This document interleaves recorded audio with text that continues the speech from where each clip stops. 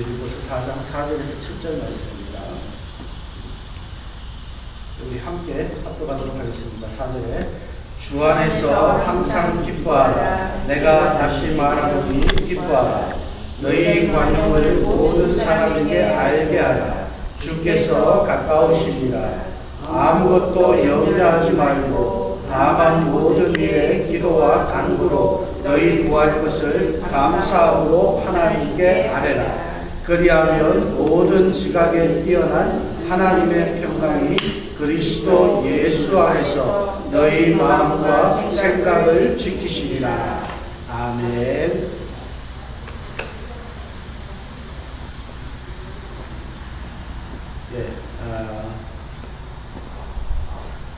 어떤 아이가 하나 있었습니다. 8살난 여자아이가 하나 있었어요. 8살난 여자아이가 하나 있는데, 이 아이가 매일 저녁 웁니다. 매일 저녁 우는데, 왜 우느냐 그랬더니, 아버지와 엄마가 기도하는 걸 듣고는 매일 저녁 울고 있는 거예요. 뭐라고 기도하느냐? 그 동생이 하나 있는데 그 동생을 두고 아버지와 엄마가 기도를 하는 것을 내가 듣는데, 하나님 우리 막내 하나님께서 이렇게 아픔을 주셨지만은 하나님께서 데려가셔도 저희는 또 감사할 수 있게 해주시고 기쁨이 있게 해주시고 또 하나님께서 고쳐주시면 저희가 더 하나님을 위해서 은혜 가운데 세워질 수 있도록 우리가 이것을 인해서 기뻐하지 못하고 감사하지 못하는 그런 일이 없도록 하나님께서 붙잡아 주세요 라고 그렇게 이제 기도를 합니다.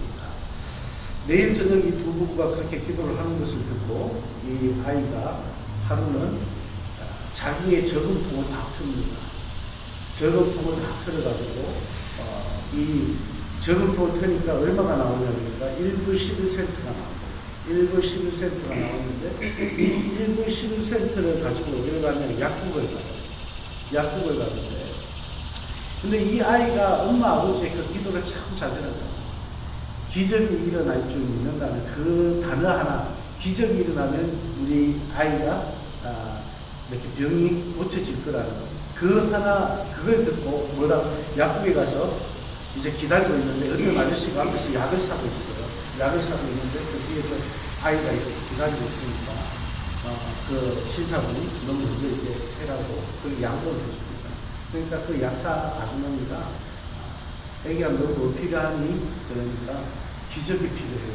기적은 얼마에 살 수 있어요? 그러니까 우리는 기적은 하는 게 없는데, 기적이라는 것은 하는 게 없는데 이제 그렇게 얘기해요. 그러니까 옆에서 듣고 있던 그 아저씨가 그러는 거예요. 손님이 너 기적을 왜 사려고 하니? 기적을 사서 우리 동생에게 주면 우리 동생이 아프지 않고 살아날 수 있게 죽지 않는 거예요. 그래? 그러면 내가 그 기적 할게. 그러면서 그 1불 11센트를 아이에게 받았어요. 그리고는 그 기적을 사러 이제 샀으니까 가자. 그래가지고 그 아이 집에 갑니다. 그 아이 집에 가서 그 아이를 보고 그 아이를 고쳐줍니다. 이분이 바로 유명한, 저도 이제 이 예화를 통해서 처음 알게 됐습니다. 칼튼 암스트롱이라는 우리 몸의 신경계의 그 세계적인 대가 의사였다고 합니다. 그래서 그 의사에게 1불 11전의 기적을 사서 그 동생을 고침을 받는 그런 놀라운 역사를 경험하게 되었습니다. 그렇습니다. 이 부모가 감사와 기쁨 이 한 가지를 두고 기도를 할 때 하나님께서는 그들의 기도를 그 작은 아이 8살짜리 딸을 통해서 역사하시는 것을 우리는 봅니다. 얼마나 그 시간이 오래 걸렸을까요? 그 부모의 그 기도가. 우리가 주님 앞에 늘 기도하면서 그럽니다. 주님 뜻대로 하시길 원합니다. 주님 뜻에 맞는, 주님이 원하시는 대로 쓰임받는 저희가 되어주길 원합니다. 그렇게 늘 기도를 합니다. 찬양도 그렇게 하죠. 주님 말씀하시면 내가 나간다. 주님께서 서라고 하면 저 서겠습니다. 그렇게 하지만 우리는 어떻게 합니까? 우리 힘으로 나가는 거예요. 주님이 서라고 해도 우리 힘으로 나가는 거예요.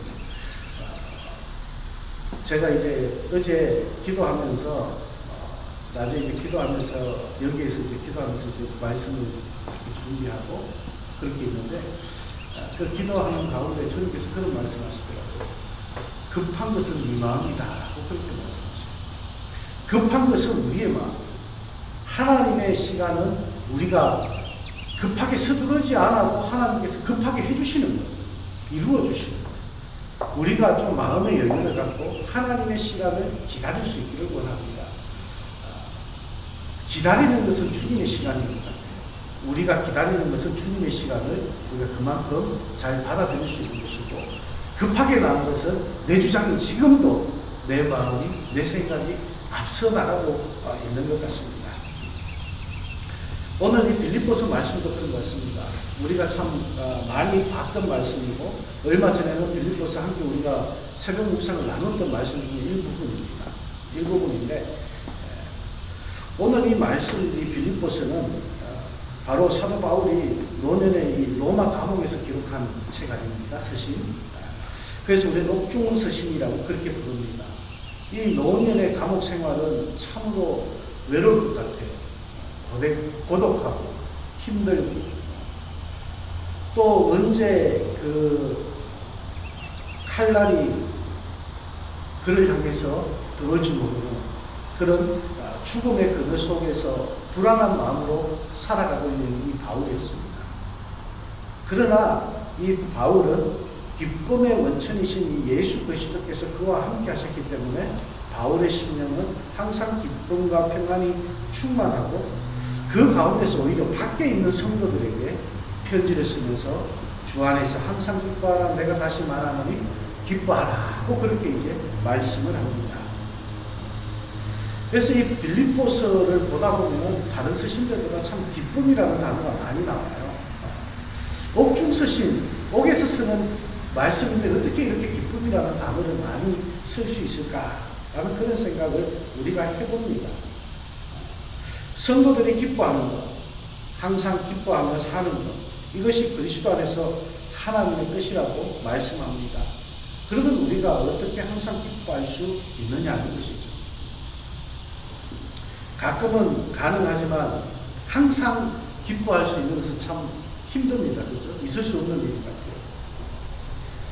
이 세상은 지금 우리 조금 전에 이집사님 기도하셨듯이 우리 전국 대한민국은 지금 물 난리도 너무나도 힘들어합니다.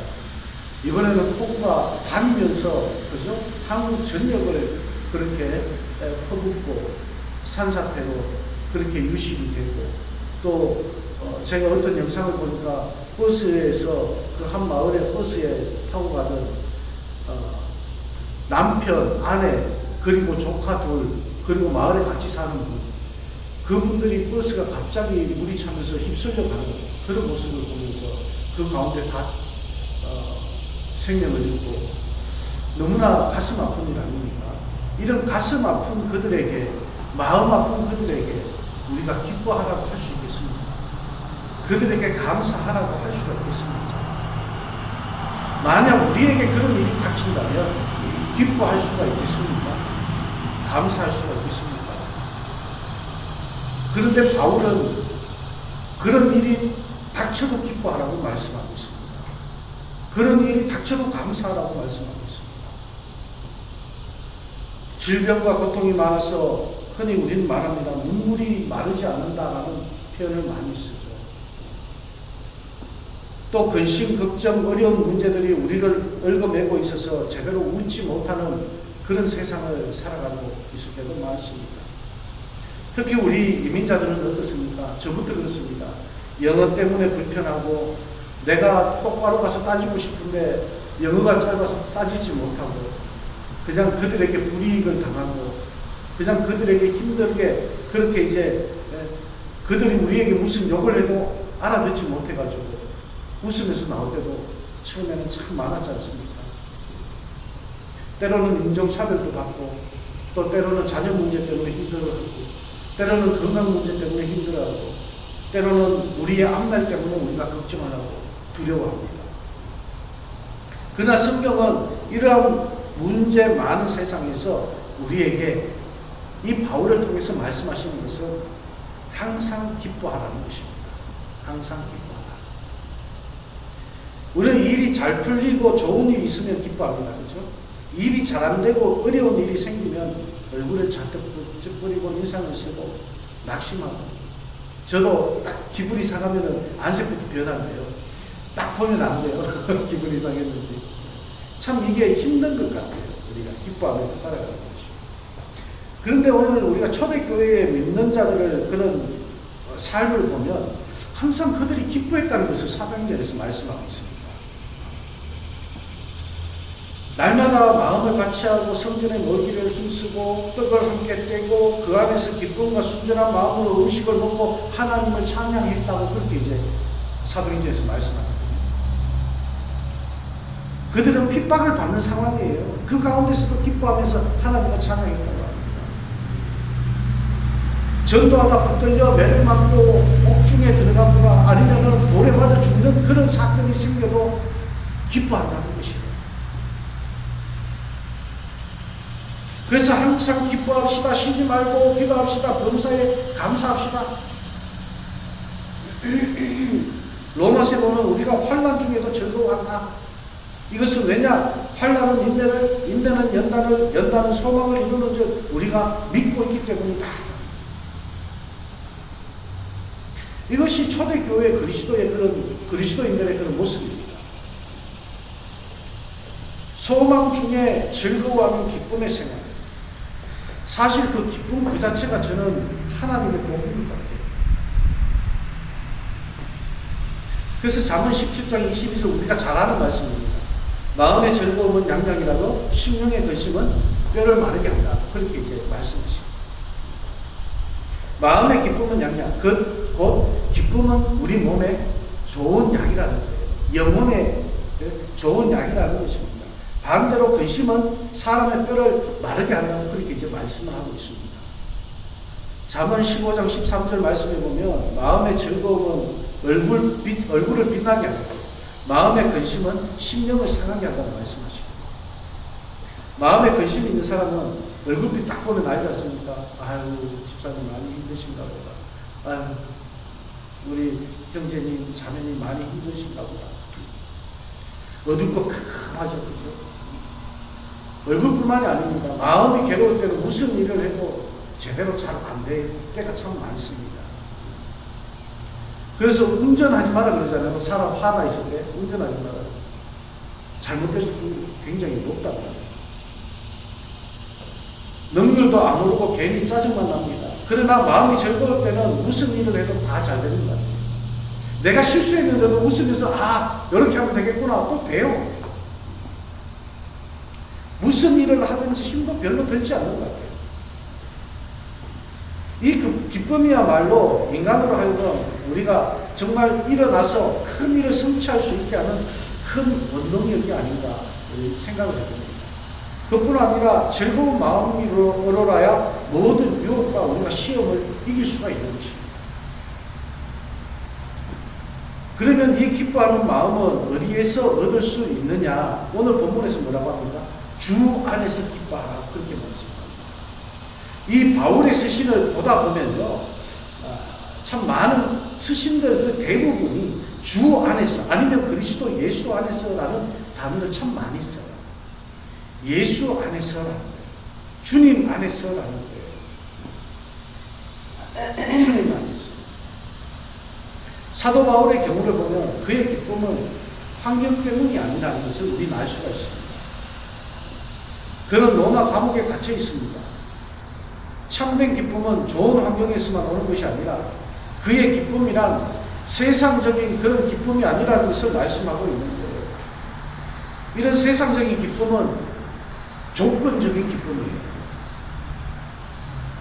그 조건이 사라지면은 그 기쁨도 사라지게 되는 것입니다.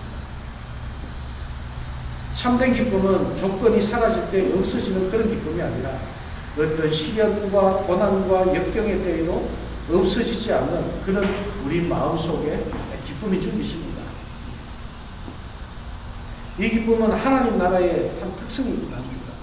로마서 14장 17절 말씀에 보면 하나님의 나라는 먹는 것과 마시는 것이 아니고 오직 성령 안에서 의와 평강과 희락이라고 그렇게 말씀을 하고 있습니다. 성령 안에서. 이 기쁨은 바로 주님 안에서 가지는 신앙적인 그런 기쁨을 말씀하고 있는 것이죠. 주님을 영접할 때 기쁨이 따라옵니다. 주님 안에서 제사를 받는 기쁨이 있고 성령 안에서 기도로 주님과 함께 교제하는 기쁨이 있어요. 우리의 심령이 주님과 함께 할 때 그 가운데 즐거움이 있는 것입니다. 참된 믿음이 있는 성도들의 특징은 주님이 주시는 기쁨으로 인해서 항상 기뻐하는 생활을 하시는 것입니다. 오늘 이 본문 5절 말씀에 보면요, 너희 관용을 모든 사람에게 알게 하라. 주께서 가까우시니라 하고 말씀을 합니다. 그리스도인의 생활이 기쁨으로 이렇게 특정 지어진다면 또 다른 사람들에게 관용으로 나타나야 한다는 것을 우리에게 말씀하고 있어요. 관용이라는 이 단어의 뜻이 무엇이냐면요, 다른 사람으로부터 부당한 대우를 내가 받고 억울한 일을 당한다 하더라도 하나님을 의지함으로 겸손히 참는 것을 말씀하고 있습니다. 내가 너무 억울하고 내가 너무 분하고 내가 너무 부당한 대우를 받았는데도 불구하고 하나님 때문에 내가 그것을 참는다.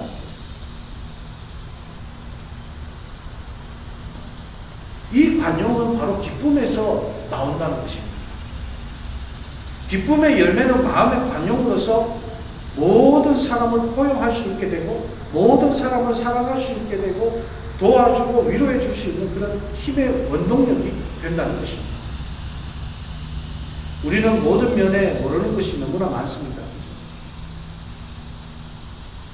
그러므로 우리 눈에 남이 잘못한 것 같이 보일 때도 참 많습니다. 그럴 수밖에 없는 것이 우리 눈에는 나는 안 보이고 상대방만 보이잖아요. 그죠? 그러니까 그의 잘못된 것을 볼 수밖에 없어요. 그런데 우리는 그럴 때 이런 마음을 가질 수 있기를 원합니다. 아, 저 사람도 어떻게 하다 보니까 그런 상황이었겠지. 잘 몰라서 그랬을 수도 있을 거야 하는 그런 마음을 가지라는 거예요. 어떤 자매님이 기차를 타고 원기를 떠나면서 과자를 먼저 샀습니다. 편의점에서 과자를 사가지고 자기 의자 옆에 놓고 핸드폰을 이렇게 보고 있었어요. 그런데 어떤 남자분이 또 보더니 자기 과자를 뜯어가지고 먹는 거예요. 얼마나 황당해요. 당황스럽고 황당하고. 그러니까 이 자매님이 보니까 자기 과자를 먹으니까 화가 나는 거예요. 뭐 이런 사람이지? 자기 거 뺏기기 전에 내가 하나 먹으면 이 사람이 안 먹겠지? 그러면서 자기 거라는 것을 알리기 위해서 먹었어요. 그런데 이 남자가 계속 먹는 겁니다. 왜 내 걸 먹지? 이러다 자기 못 먹을 것 같으니까 말을 못하고 자기가 계속 먹는 거예요. 그런데 마지막에 하나가 남았어요. 한 조각. 한 조각이 남았는데 그 칩을 딱 쪼개가지고 자기에게 주더래요. 자기에게 주고 남자가 딱 먹고는 손 펴고 가더라고요. 얼마나 황당하고 의의가 없는지, 뭐 저런 사람이 다 있나 하시고 한참을 쳐다봤대요. 그리고 이제 기차를 타고 이제 앉아가지고 또 보니까 자기 가방에 자기 과자가 들어있다. 어떻습니까? 뻔뻔스러운 사람은 자기였어요. 그죠? 나의 뻔뻔함에 내가 속고 있다는 거예요. 우리가 살아가면서 상대방의 뻔뻔함은 잘 보는데 내 뻔뻔함은 모르고 있다는 거예요. 그러니까 우리가 그 상대방을 바라봄으로 인해서 나를 다시 한번 돌아볼 수 있어야 돼요.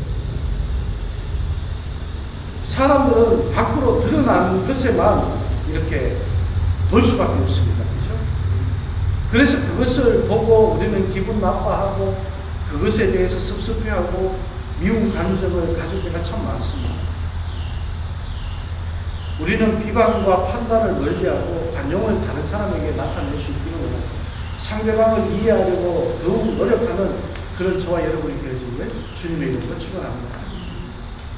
그리고 오늘 본문 6절 말씀에 보면요, 아무것도 염려하지 말고 라고 그렇게 말씀합니다. 오직 모든 일에, 다만 모든 일에 기도와 간구로 너희 구할 것을 감사함으로 하나님께 아뢰라.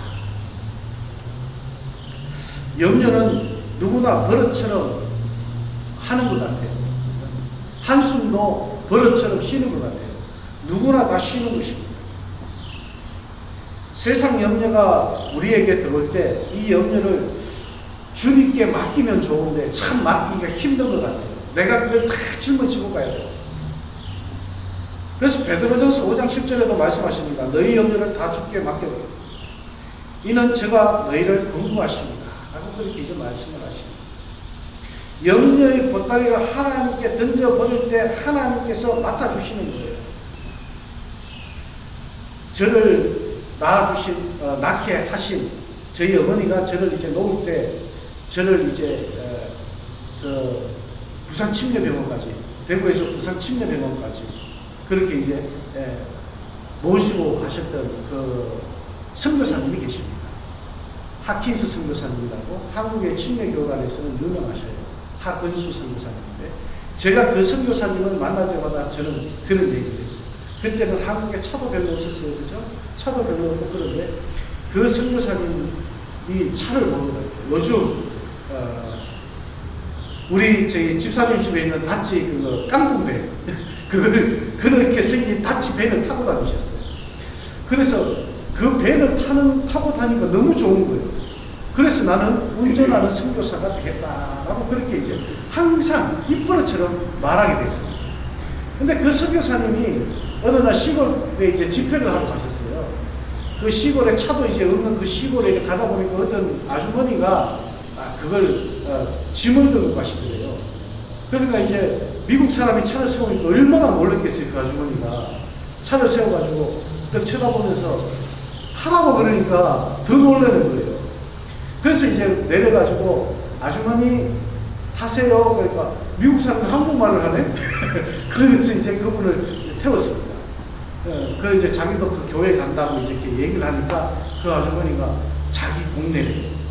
그러면서 이제 같이 가면서 이런저런 얘기를 하다 보니까 그 아주머니가 그 무거운 짐을 꼭 껴안고 있는 거예요. 아주머니 그 짐 내려놓으세요. 뭐라고 합니까?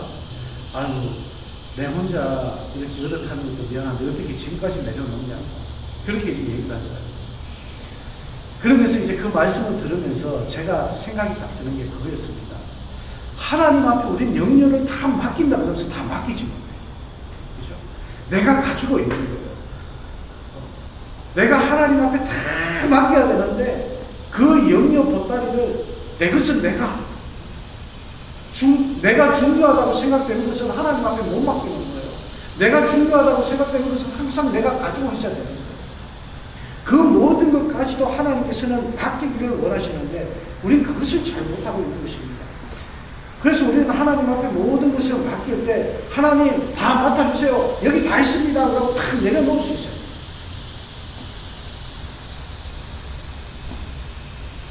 하나님께 맡겨야 하나님께서 맡아서 해결해 주실 줄 믿습니다. 우리는 어려운 일이 닥치면 그냥 걱정하고 그 걱정을 하다 보면 염려를 하다 보면 부정적인 말을 하게 되고 낙심하는 말을 하게 되고 원망하는 말을 하게 되고 남을 탓하는 그런 말을 하게 되는 거예요. 하지만 하나님께서는 그런 모든 것을 맡기고 나면 그 모든 말을 하지 않아도 된다고 말씀을 하십니다. 하나님의 선하심을 신뢰하고 하나님의 능력과 약속을 믿고 염려하지 말고 어려운 문제, 우리 그 아주머니가 들고 있는 무거운 짐보따리 그 모든 것을 하나님께 맡겨야 됩니다. 왜냐? 그래서 6절 말씀이 계속해서 말씀하시거든요. 다만 모든 일에 기도와 간구로 너희 구할 것을 감사함으로 하나님께 아뢰라 하고 그렇게 말씀을 합니다. 이 구절은 우리가 기쁨을 얻는 그런 방법을 말씀하고 있는 거예요. 염려를 다 맡기고 하나님께 기도할 때 기쁨과 평화를 누리게 된다는 것입니다. 그러니까 사실 이 염려에서 벗어나는 길은 기도밖에 없다는 거예요. 사도 바울은 빌립보 교인들에게 기도와 간구로 너희 구할 것을 이렇게 말씀하고 있거든요. 여기에서 기도는 과거부터 지금까지 우리가 해온 것이에요. 계속해서 해온 것이 기도입니다. 여러분들도 지금까지 계속 열심히 기도합니다. 열심히 기도하는 것 속에서 염려로부터 벗어날 것을 우리에게 권면합니다. 기도와 간구와 구할 것, 기도로서 표현할 수 있는 세 가지를 똑같이 지금 말씀하고 있는 거예요. 기도, 간구, 구할 것 똑같은 겁니다. 그죠? 그런데 시제가 다릅니다. 기도는 지금까지 우리가 해온 것이에요. 간구는 현재 우리가 해야 될 것이에요. 지금 우리가 하나님 앞에 메어달리는 것이에요. 이것 또한 기도와 똑같은 말이에요. 그리고 우리는 무엇을 위해서 기도합니까? 미래를 위해서 기도하는 것이에요. 이것을 성경은 뭐라고 표현합니까? 구할 것을 감사함으로 아뢰라. 구할 것을. 우리가 구할 것을 감사함으로 아뢰라는 것은 하나님께서 너의 모든 것을 이루어 주실 것을 믿고 아뢰라는 말씀입니다. 하나님이 나의 미래까지 책임져 주실 것이라는 이 확신을 가지고 하나님 앞에 기도하라는 것입니다. 염려와 기도는 왜요? 반비례입니다. 염려하면 기도가 사라집니다. 그 대신 기도하면 염려가 사라집니다. 우린 염려 때문에 기도가 나오지 않을 때가 많아요. 그죠? 근심 때문에, 걱정 때문에 기도가 나오지 않아요. 이 모든 것을 하나님께 맡기면 이 모든 것이 다 사라지게 되는 건데, 기도하면 이 모든 것이 사라진다고 성경은 말씀하고 있습니다. 그리고 기도하는 자에게 어떻게 해요? 조금 아까 우리가 처음에 제가 설교에서 말씀드렸던 8살짜리 그 여자아이처럼 기적이라는 것을 우리 보게 되는 것입니다. 여러분, 어려운 일이 있어도 원망하지 말고 감사의 기도를 해야겠습니다. 모든 염려를 다 주께 맡기고 열심히 기도하는 사도 바울은 어떠한 환경에 처하든지 모든 생각을 초월한 하나님의 평강이 그의 마음을 지켜주셨다는 것을 우리는 성경을 통해서 잘 알고 있습니다. 그렇다면 우리 이 모든 것을 다 맡길 때에 사도 바울에게 주셨는데 우리에게 안 주실까요? 우리에게도 주십니다. 평강을 주십니다. 하나님의 평강이 우리 마음을 다스리도록 하시는 것입니다. 그 가운데 기쁨이 샘솟을 수 있도록 하신다. 여러분, 우리는 세상의 조건으로 기쁨의 조건을 삼지 않기 원합니다. 주님 안에서 기쁨의 조건을 삼으며 항상 기뻐하는 생활을 할 수 있기를 원합니다. 기뻐하는 자의 삶 속에 기도와 간구와 구함이 진심으로 나오게 된다는 것입니다. 그러면 그 가운데서 염려하면 떨쳐버리고 감사함의 기도를 우리가 드릴 수 있게 됩니다. 우리 한마음 웨이크 포레스트 교회의 기쁨이 회복되어지기를 축원합니다. 기도와 간구가 회복되어지기를 축원합니다. 감사가 회복되어지기를 축원합니다. 그렉 로리의 하나님의 뜻을 품은 실험 기도라는 그런 책이 있습니다. 그 부분의 일부를 어떤 분이 이렇게 트윗을 해가지고 보내주셔가지고 제가 그 글을 읽어봤는데 참 너무나 좋았습니다. 야곱은 에서와 만나기 전날 밤 하나님과 밤새 실험했다. 그 결과 환도뼈가 부러지고 이스라엘이라는 새 이름을 얻었다. 하나님께 강구할 것이 있을 때 우리는 하나님을 붙들고 실험합니다. 하지만 진정한 실험은 우리의 소원을 하나님께 강요하는 것이 아니다. 우리의 환도뼈가 부러지고 우리의 뜻이 하나님 뜻에 굴복되는 것이다. 잠깐 우리의 뜻이 좌절된 것처럼 보이지만 이후에 주어지는 이스라엘의 축복은 무한하다. 그야말로 백지수표다. 저는 이 말씀을 보면서 우리는 이렇게 기도하기 원합니다. 나의 원하는 것보다 하나님이 내게 원하시는 것이 무엇인지를 묻는 저와 여러분이 되어집니다. 나의 기쁨을 위해 하나님의 뜻을 끊는 것이 아니라 하나님의 기쁨을 위해서 나의 뜻을 꺾을 수 있는 저와 여러분이 되어집니다. 눈앞에 보이는 작은 이익의 신앙인의 모습을 잃지 않고 하나님이 주실 큰 상급을 바라보는 지혜로운 저와 여러분이 되어지기를 주님의 이름으로 축원합니다. 네. 기도하시겠습니다.